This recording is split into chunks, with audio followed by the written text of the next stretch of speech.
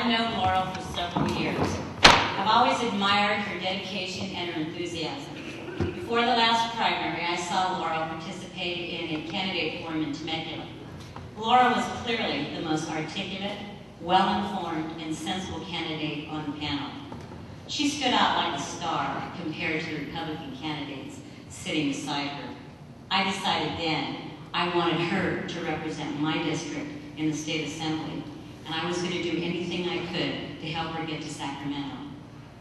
During the past few months, I've seen her work tirelessly, meeting with her future constituents and carefully listening to their concerns. Laurel is truly one of the finest communicators I've ever met. She has an incredible capacity to listen, understand, and empathize with a wide variety of people and ideas. Laurel possesses the ability to see through the emotion and the chaos and create common sense solutions. It's been an honor and a privilege working with her, and I look forward to Laurel being one of the best state assembly members that my district has ever had. I ask you to join me in welcoming Laurel Nicholson, candidate for the 66th Assembly District.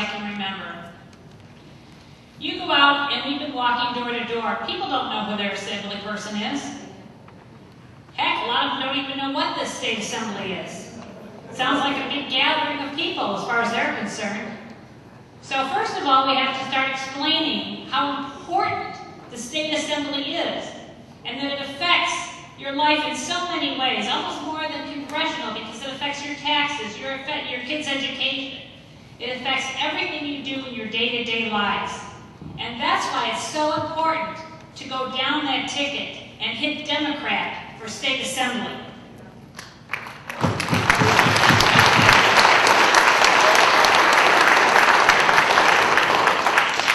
You know, and even if you know who your state assemblyman is, try to call him and see if you can set up an appointment. It's never going to happen. You're going to talk to an aide, you're going to talk to a staff, and God forbid you're a Democrat, you probably won't get through to anybody at all. You know, my opponent before was Ray Haynes, who has turned out. That's the good news. And I was in an editorial meeting with the San Diego Tribune, and they were like, well, isn't he kind of a popular guy? And I said, yeah, he was so popular he couldn't even win the Republican primary for Board of Equalization. So that kind of shows his popularity. The sad thing is that he has handpicked his successor, who's Haynes Mini-Me, which his name is Kevin Jeffries. And when Haynes opened his mouth now, Jeffries speaks. So he's as bad as ever. In our earliest debate, he said, we have no need to negotiate with the Democrats. You know, Republicans need to stand firm. And I thought, here's another guy that just doesn't have a clue, that's going to take our district and do nothing for it, just like the guy before, because they aren't aren't in the game. We need someone who is in there fighting for us. And these guys want to sit out there and talk about ideology, their own personal ideology. Well, the people in the district want their schools improved. They want their roads fixed. They don't want these guys sitting out there talking about their personal ideology. It's what have you done for me? And that's what we need to work for. Unless you're going to work with the Democratic majority, you're not going to get any money back for schools. You're not going to get any money back for roads. You're not going to get any money back to the district for what we need. So that's why it's so important to get a Democrat for this area in the state assembly. Somebody who can actually do results. My background is corporate America. I worked in a Fortune 500 company. I was a senior executive. And the one thing I learned is something called best practices. And that's when you take the best that have worked in other places and you learn how to implement it here. And we can do that in Sacramento. We can do the same thing. We can take the best ideas and get them implemented here. If we have someone who's willing to work with both sides and the Democratic majority to get it done.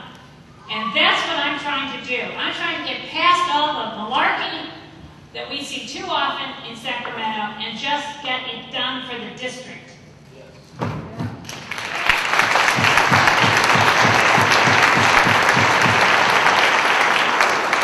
My platform is called BEST. It's easy to remember. It's budget, education, security, and transportation.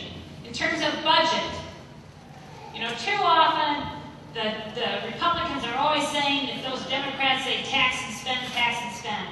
And we can look now at Sacramento and say, well, I think it's the Republicans who are borrowing and spending.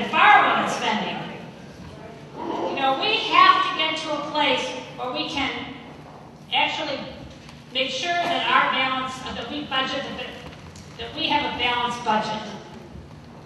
That we can actually say to the people, this is the money we're spending, and this is where we're getting the money. And we should have that on an email file so everybody can review the state budget. So everybody has open access to know where that money is going. In terms of education, my opponent said the problem is we're just throwing too much money at public education. Just throwing too much money at public education.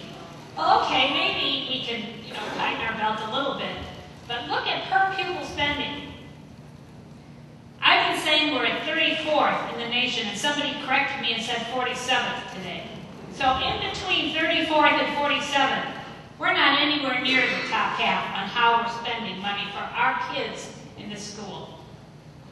We're doing a great job in California, but when you're spending way in the bottom half, there's a lot of room for improvement. So what we can do a lot of things. We can make sure that we fully fund our schools. We can strive for smaller class sizes. We need more vocational training in high schools. And we need to revise and fully fund the No Child Left Behind.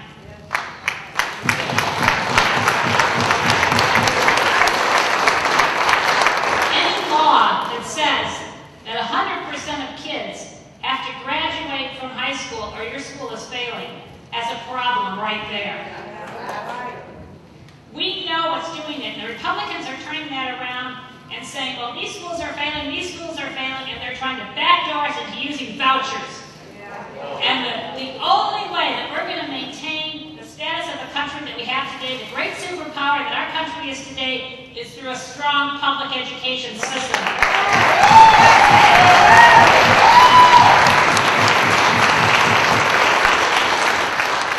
Security is my next one. And basically, we have a growing gang crime in our area, hate crimes in our area, and we need more money for the fire and police. We can just see what's happening out here. We keep building and building and building, and this ties right into my next one, which is transportation.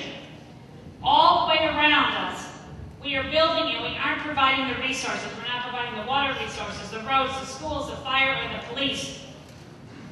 Growth is good as long as you have the infrastructure to go with it.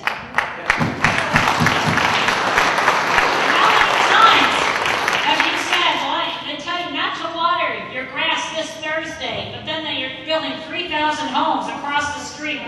What kind of nonsense is that?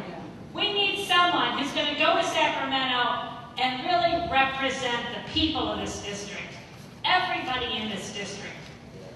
We were at a dinner, a Democratic dinner, and one of the busboys, we were kind of talking to him, asking if he had registered to vote. And he said, no, I don't vote. So we were talking to him, and I said, tell me why you don't vote. And he said, I'm just one person. One person can't make a difference. One person, you know, I'm just this guy here working as a busboy. There's nothing I can do. And he was telling some problems he had in his life, you know, where he was always kind of the one man out. So I tried to explain to him, it is hard as one person, isn't it, to make a difference. But when you gather together, whether it's through a union, where you have brothers and sisters to support you, or through the Democratic Party, where you have more brothers and sisters to support you, you can affect change. You can make a difference. And this is how we are going to change things.